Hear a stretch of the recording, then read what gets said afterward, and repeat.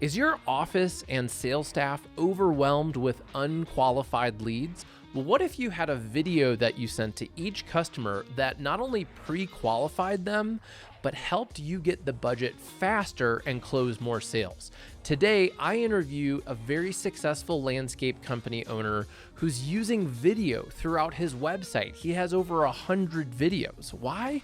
Well, let's ask him and see, how is he doing it? How did he get started? And how much does he spend on it now?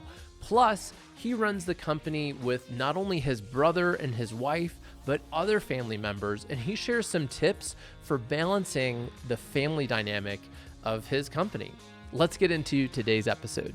We weren't getting the leads that I knew we could. We weren't getting the right leads. What started happening is that our leads are more qualified. Our sales have probably gone up by about 10 to 15% a year. We're going to increase our sales volume by $1 million in a year. Hey everyone, Jostes here, and welcome to the Landscaper's Guide. This show is all about helping landscapers run a more enjoyable company through sales, marketing, and leadership ideas. One of the things that I love helping people with is shortening their sales time, shortening the amount of time that they're spending so they can enjoy more family time and things like that. And today's guest shares his story of how he went from having to do sales on every Saturday and Sunday and like working 100 hours a week to replacing what he says is actually the time and cost of 2 full-time people by using video.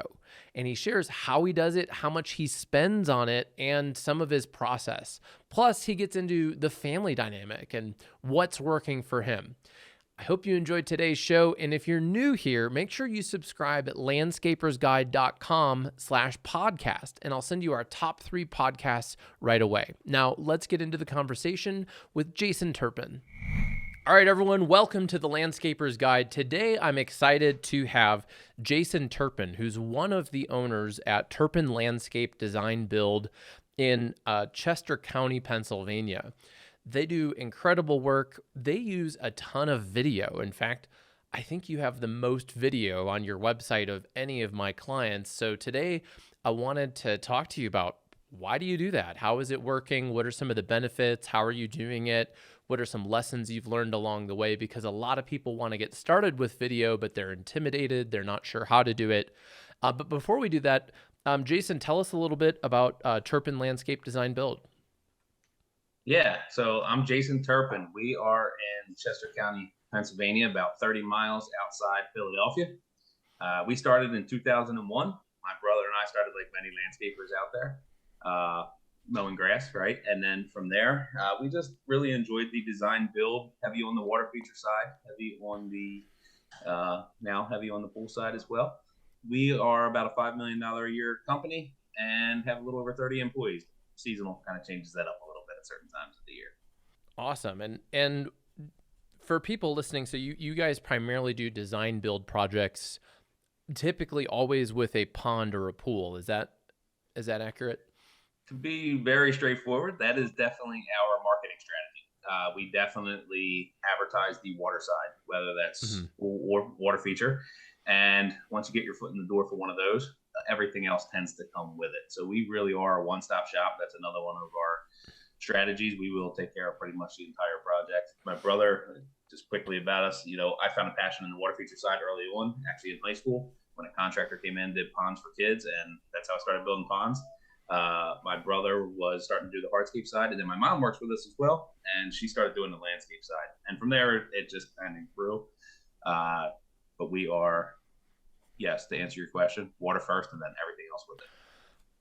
And that's interesting, because what I love about working with landscapers is I don't have any 2 landscapers who necessarily love doing the same thing. But I can say that many of my clients do not like doing the water side. They don't like doing water features. They don't like doing pools. They're the bane of their existence. And this is your strategy, is to get in and do that first. And you guys do it really well. The photos, the drone videos, all those different things are just exceptional. Why is it? How have you figured out how to enjoy doing it and make a profit at it? You just got to overcome it. We don't don't fail well, and we fail often, but we don't fail well. So when we fail, we just keep going until we get it figured out. We don't quit. And on the water feature side, luckily, I had some really good teachers early on. And the pool side's newer; it's within about the last 4 or 5 years. And to be honest, we're still figuring that part out. It definitely has its own set of hurdles. The water feature side, and even some of the masonry side, my brother and I just didn't quit. There was times where it got tough, and we just kept moving forward with it. But we're both pretty good about not finding somebody that is better at it than we are, and go try and do what they're doing, and just never stop that attitude. Yeah, you can't, and I think getting started is so important in business for anything. The services you provide your clients, and then also with video, getting started, you just have to go do it and keep doing it if you want it, and learn from other people. I'm curious, so you run a $5 million company with your brother and your mom. Do you have other family businesses in your family? Are there other people who are running a family business? Yeah, we have a lot of family involved. My wife works with us. John, one of my top guys, his wife is my office manager, and John actually has a lot to do with starting the entire pool side, or everything to do with starting the entire pool side. So we kind of embrace the family. Real quick story. I remember one time I hired a business coach. You mentioned struggles before and gone through some things. Everybody goes through them. Every company goes through them. And I remember one time we were sitting in there, and we had a lot of family involved, and it's always a little bit of a different subject there. We're sitting there, we're going through it. And one of the business coaches looks up at me and goes, "You do know you caused this, right?" Well, it was that. And what he meant by that was just how much family was truly involved. At that moment, we kind of embraced it, and we really like working with family, and I feel that we're good at it. So Yeah. So that's really interesting. So your wife is there, your brother, your mom. So my brother's wife. Your brother's wife. So what's good about that? And then what are also maybe some of the challenges? You're not alone. A lot of our audience, a lot of my clients work with their family, and I know that it's hard. I've at periods my wife has had a more active role in the company, and that was really fun. And then it also was kind of stressful. And should we talk about work at 10 o'clock at night or not? Like it kind of, all the lines kind of get blurred, and it can get messy, but it can also be great. And there's a level of trust that's there. What's that like for you all, and how have you figured it out? You've really pinpointed just a lot of topics right there. I mean, the trust one would be one way that you figure it out. There's nobody that you trust more, or nobody that I trust more anyway, than knowing that my brother's out there doing what he's doing, and my wife's doing her portion. And that trust is there, and it's huge. And that is some of the hardest part about building a team, right? Is that trust part. So when you have a team already that you trust, it allows you to grow and do different things. The hard part is also what you just said.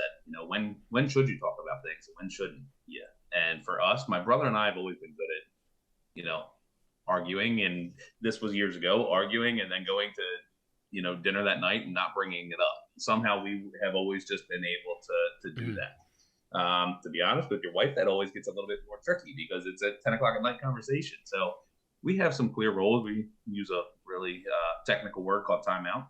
And if we call timeout, it's over, it's done. There's no more talking about work, and everybody's got the right to say that. And it really seems to work for us. Yeah, I think that's really important. One of the things that really helped me and my wife was actually writing job descriptions, and having like, no, this is my job, this is your job, kind of thing. That gave us some clarity, because there was a lack of clarity about what we were doing. And then also I learned a good question I would ask is like, hey, I have this idea for Ramblin Jackson, can I talk to you about it right now? And she's like, you know what? Not right now. I'm watching a show, or I'm tired, or whatever. And then a lot of times it was a yes. And then we might have a really great conversation and sometimes it was 10 o'clock at night, but, right. But I think, getting those boundaries and getting the timeout, or I don't want to talk about this right now, I think is really key. It is. Absolutely. So it's awesome. We love it. We've embraced it, since that little story that I told you. And now it's kind of like, man, we can do this, and it's pretty cool. And then we got other, people that we're really good friends with, and there are family members working there, so it's wild. It's wild. It's cool though. Hey, it's the end of summer and we're heading into fall, which means it's time for conferences and cool things in the green industry. I'm going to be doing a lot of exciting virtual and live events that I'd love to see you at. So be sure to check out landscapersguide.com/events and join us at one of our upcoming events, including our booth at NALP's Elevate Conference in Orlando. If you're going, I want to see you there. So check it out in the show notes, landscapersguide.com/events. And let's get back into the conversation with Jason.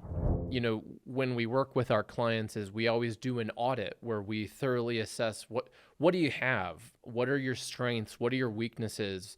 What's your local market like? What are your competitors doing?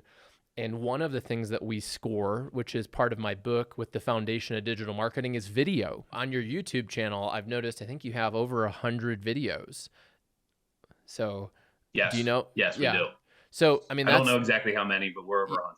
Yeah, well over that's 100. I mean that's a lot of videos for. I mean, it's above average for YouTube channels, and it's like probably top 1% for landscape companies.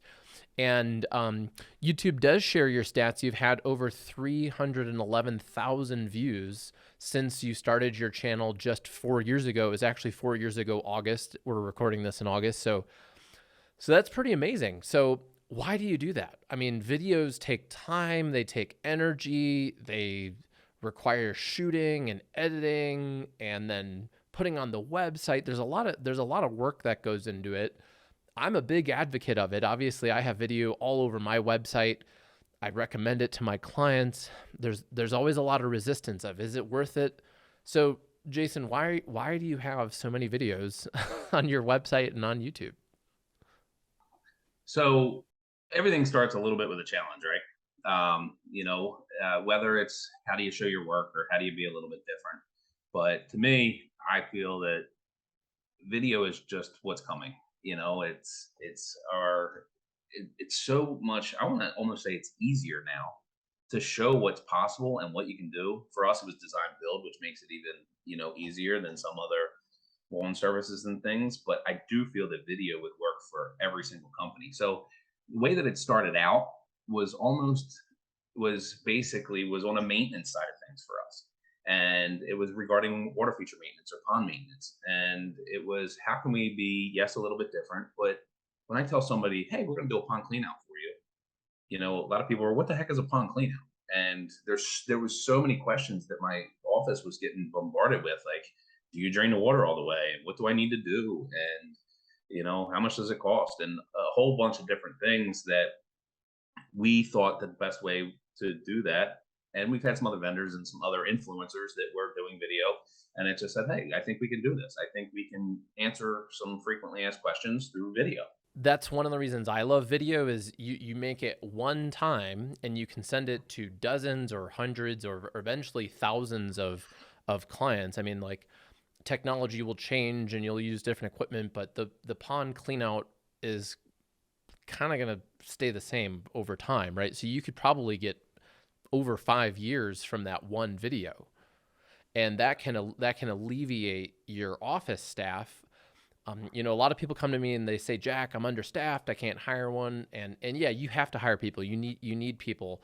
I see marketing and video as a solution to operational challenges. Okay, my office staff is answering the phone, spending sometimes hours every day answering the same questions. What if I just made a video that answered that? So yes. I love that that's how that got you started. And then it grew from there. So you made more than just the pond maintenance, pond clean out video. What were some of the results of that led you to keep going? So, you already kind of mentioned it in the beginning, right? It started working immediately, not because it was like, oh, a bunch of people started, we still don't have enough followers on our YouTube channel as far as I'm concerned. We want more, of course. But it wasn't like we released these videos on YouTube and people started watching. That wasn't how it worked, and that wasn't how it was used. It was, like you said, it was used to give information or show our work that we would use YouTube just to host it and then push out to people. Well, what's starting to happen now, and we're feeling really good about that, is now all of a sudden we're starting to get some leads off of YouTube. There's 3 reasons I love video. After we were trying to get the information out, the next one was it became part of our sales process. And by us using it in our sales process, by the time we get out to somebody's yard, we thought that it would make us kind of the professional in the area. And it would show people what we could do. Yes, it did that. But the one thing that it did that I didn't realize is it's amazing the difference of walking up to somebody's house. And this is just kind of a cool feeling, but walking up to somebody's house to say hi to them. And before it was always, you would introduce yourself. Now they walk up and they're like, hey, Jason, how are you? And it's almost like they know you. Like that rapport is already there because they just watched you on video for a minute or 2 or 5, or sometimes a lot more than that. And it's amazing the rapport that was built from them having a little bit of video, and kind of they're more comfortable with you by the time you show up at their house. So that would be the one of my favorite. The next one was the sales process part, where kind of like the pond maintenance portion, where we were answering the same questions over and over and over again. We were able to use our video. We were able to use our video to answer a lot of those questions again. Here's an example. We're not the cheapest in the area. We don't want to be the cheapest in the area. Many people, we bid a pool. People come back to us and say, hey, you're a little bit higher. We just want to make sure we're comparing apples to apples. We have the 8 hidden cost video of putting in a pool that we shoot out to clients. Now we shoot it out before. We used to shoot it out just afterwards when we got that answer, but now we shoot it out, many times throughout the process, knowing that a lot of other pool companies in this area don't include yard cleanup, don't include electrical costs, don't include landscaping, don't include some fencing. So we do a lot of things where we want to be that one-stop shop. But how do you tell people that? We use that video for that. So we are able to use video to be the professional, to help get people to know us. And the biggest one is it really helped in our sales process. What would be the result, maybe ballpark, or maybe in the time that you've saved, and or maybe the close rate, the number of people who say yes now after you started using this? So that's a little bit hard for me to answer because we changed our entire process at that time, right? We used, my process used to be just get me in there, get me at their yard, get me at their house, and I'll close 20, 30%. And I spent all day Saturday, all day Sunday. That's all I did was consultations. As video was coming about, we had a much better process that we learned, where we ask people to send pictures in. We have a full conversation on the phone. We discuss a lot of different topics, including budget. And we make sure that we're on the same page. We then charge a consultation fee to go out, a design fee from there. And those fees are not because we want to collect a bunch of money. Those fees are just qualifiers. But sometimes that takes a little bit of time to get through that process. So we use video in the middle of that to, hey, let me show you what that size pool will look like, or that size water feature will look like. So we use that along the way. I love it. Yeah. So you're doing a lot of things really well that I just want to acknowledge. One is you're not going out and meeting with everyone anymore. That's like one of the things that if I could get all my clients, I get so many people who come in, they're like, Jack, I'm working 100 hours a week and we're in debt and like all these problems. And I learned that and I think you have to go and do this for a while. You have to go and try and sell to everyone to realize that it's not a very good idea, because it's almost counterintuitive. Like I'm not going to go try and sell to everyone, but you're qualifying and then you're charging a little bit along the way, and you're giving them videos along the way. This is such a great process that it's disqualifying people and it's positioning you as the expert, and it's helping you justify charging more. You're educating them, and you don't need to do it more than once. You already made the video, so it just works for you. And one thing that, if I could add, based on what you just said, in the beginning, my office staff especially was like, oh my gosh, this isn't working. As we changed our sales process, as we were bringing video into that. But what we realized, it was working. And the reason why we felt like it wasn't working is we were getting nervous by those 7 that were saying no, right? And the 3 that were going to say yes, once we got out to their yard, still said yes. So it was actually, a good sales process and a good video system and all of that stuff that starts working is when it's actually, it was a different mindset for me than what I thought it was going to be. And it's actually because it's just eliminating those ones that weren't going to go through anyway.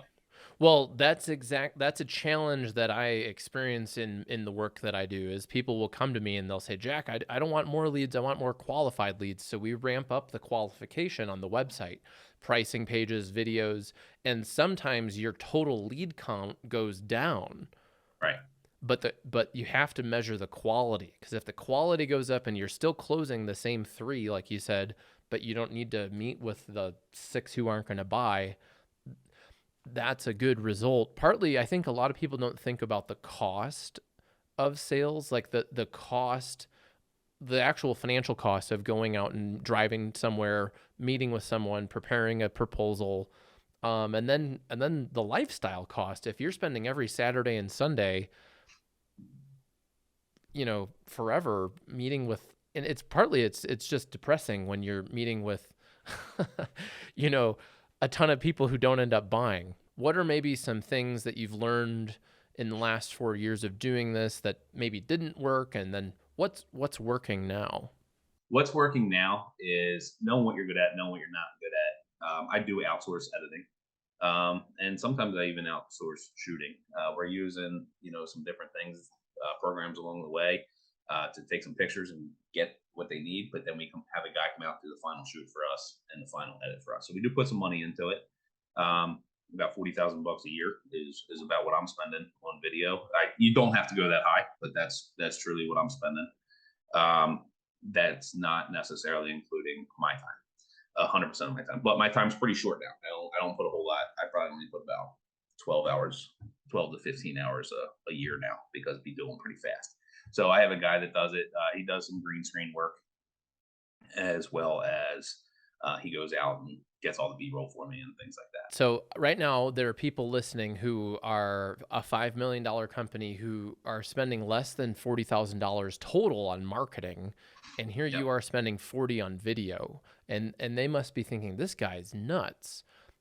Is it worth it? Is it like, it must be if you're continuing to do it? It's absolutely worth it. I would need another person in the office and another person selling if we weren't able to shoot them a video and say, hey, just so you know, this project was roughly $150,000 or $30,000. And the project size doesn't matter. We do all different size projects. But if I were to shoot them out a video and say, hey, just so you know, based on looking at your yard, the pictures that we have, I can kind of visualize something like this. Every project's different, but here's an example, and you're probably in about the $30,000 range for this. And my office staff is able to do that quickly without going through a whole lot. And if we didn't have that, I would end up with more staff because of it, where video replaces a lot of that. I agree. It not that we want to replace people, right? But we want to run an efficient business, and if you can use technology or video to do something, you absolutely should. And here's the great thing about the video. You don't need to train the video. You don't need to onboard the video. You don't need to give the video a performance improvement plan and fire the video, and then start over hiring, training, recruiting another video, right? You make the video one time and it just works. It doesn't get sick. It's out there, and then you can train your staff to send the video to people. So Jason, you had some questions for me about video before we started that I thought might be helpful to other people listening. Yeah. So I'll tell you, I mentioned that I do spend quite a bit on editing and things. We're always trying to improve. One of the things for me is we do a lot on site. Yes, we do some green screen work, but we do a lot on site as well. So I'm just looking for some more efficient ways that we can kind of have some things set up so that it's not, we're good at it, but it still takes a lot of time. You know what I mean? So how can we get this shortened up a little bit? Last year, I bought a second home and I renovated. There's a 500 square foot garage with an apartment above it, and I renovated the garage into a video studio. One of the ways that I've become really efficient is I have a about 10 by 10 foot area. I have my wood wall here. I have a 60-inch light dome here. I'm surrounded by sound panel blankets, and I created basically a little setup here. And this is where I work. And on my desk, I have a camera, I have my mic mounted, I have my light. So I was just sharing with you before this, I can be set up and recording video in less than 10 seconds. I guess to answer your question, if you're going to be producing a high volume of videos, I like having kind of a studio setup like this. I actually have green paper. It's photography paper, so I could do green screen. Getting started is the most important thing. And I have a client down in Texas, Shades of Green Nursery. They started just using their iPhone and an audio recorder. This is the audio recorder I like. It's the Zoom H1N. And they made amazing video. And then 2 years later, they got a better camera and so on. So you just got to get started with it. Two things I'd like to add, Jack. One is, I appreciate you letting me know kind of what you're doing. I want to get more efficient with it so that we can actually do more of it. So here you are saying that we have a bunch of video out there, but I think we can do better and we can do more of it. And here's what I'm talking about. There's some things that you don't ever see on YouTube. And you don't need a studio for this, but now we're starting to get to the point where if we had that, it would be great. But sometimes we will just take our phone and shoot them a video of their materials going into the back of the truck. It'll be a big, let's say we're going out to do a small little waterfall and landscape around it. We'll shoot that. We'll shoot them just a quick video with our iPhone. Just, hey, here's your material going in the back. Just a picture of the truck, guys jumping in the back, moving some things around. Turn the phone around, hold it on yourself and say, hey, it's Jason. I'm just letting you know I'm very excited to get out to your project tomorrow morning. We're loaded up. We'll see you at 7 a.m. I'd like to add just one thing, if you don't mind, and that is, you already started on it, is just getting started. Just get started. It's all you got to do. I was asking Jack a little bit about his equipment because we're trying to become more efficient. But as far as my recommendation would be, get started. Don't go spend a whole bunch of money on equipment. Don't go crazy. Use your phone. Use a GoPro. It's amazing what those things can do. I heard what you were talking about with sunlight. For me, our videos aren't perfect. I make a whole bunch of mistakes, and our sunlight's not right. We shoot at the wrong times of day. But that's better than nothing. So we don't always focus on perfect video. We just focus on getting the content out. And the people that are seeing it, I don't think are expecting, perfect video. It's YouTube. It doesn't have to be perfect.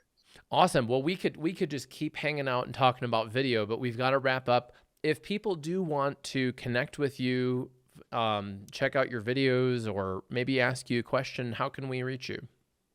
Yeah, so give us a call. Give us a call if you'd like. I'm happy to talk to anybody about anything. You can absolutely jump on our website, turpinlandscapedesign.com, which has all of our contact information, and our YouTube channel, of course. Awesome. Well, again, I'll put a link to that in the show notes. And Jason, you've been a wealth of information. Keep up the amazing work, not only the landscape and construction work, but the video content. And thanks for sharing this on the show. Thank you very much. Well, that was awesome. Jason is just killing it. Make sure you check out his YouTube channel. And I'm curious, are you using video? If not, why not? It's so powerful. Now, I've literally made thousands of videos in my career, and the ones that I'm doing now are way better than the ones that I did 12 or 14 years ago. But the key is you got to get started. And I know it's hard, so I may be able to help you save a ton of time. If you're curious about video, using it for your business, we offer video as a service at Ramblin Jackson. So check out ramblinjackson.com/video to learn more about the way that we can help you with it, in addition to collaborating with local people in your market. Whatever you do, get started, create content that answers questions that your customers have, and you will help them. And by helping them, they will trust you and you will close more sales. My name is Jack Jostes, and I look forward to talking with you next week on The Landscaper's Guide.